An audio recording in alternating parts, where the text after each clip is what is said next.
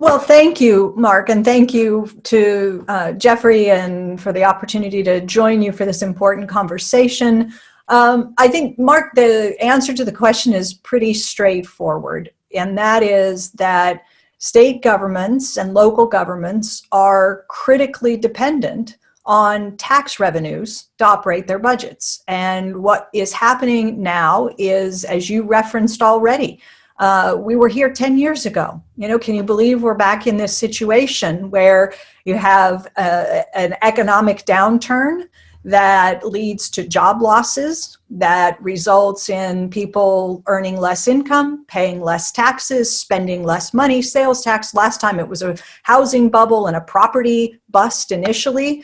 But when states begin to hemorrhage revenue, they don't have the kind of alternative that is available to the federal government.